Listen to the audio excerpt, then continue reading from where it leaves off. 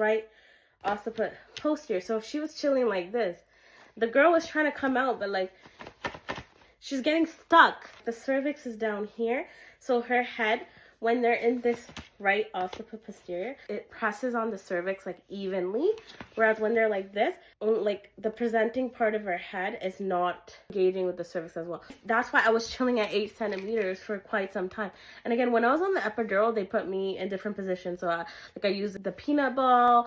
I was put in flying cowgirl, which is a position when you're with the epidural, you put the peanut ball between your legs and you move your legs backwards and your pelvis is more anterior, trying to create more space for baby to come out. Not even come out, but for baby to turn. So the goal was for her to turn to this position so that, you know, I can dilate to 10 centimeters and we can get pushing and we can get things going. What? She's stuck.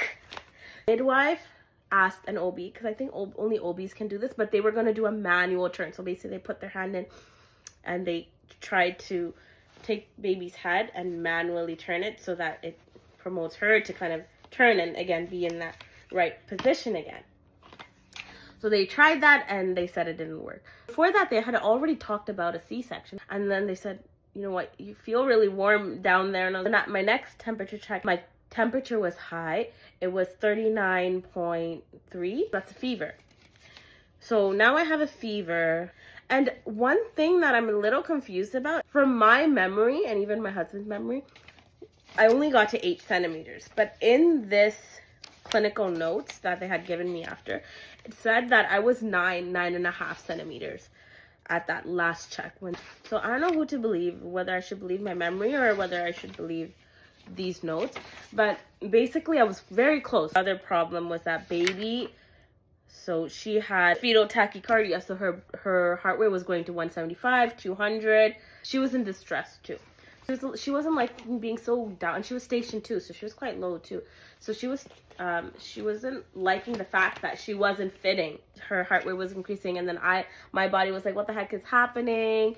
And I had a fever. So, you know, at that point, it was like an emergency C-section. We agreed to the C-section around 11 p.m. Even though she was showing signs of being stressed, she always recovered. It's just we didn't want her to get to a point where she was not able to recover. Right? She was born at 1:17 a.m. the next day. And she was born. She was the cutest little baby I've ever seen, and she had the biggest cone head. So they were like, oh yeah, that's because she was trying so hard to get out. That's how my birth story went. And if you have any questions, or if you had a similar experience, share it in the comments. I'm gonna do a part 2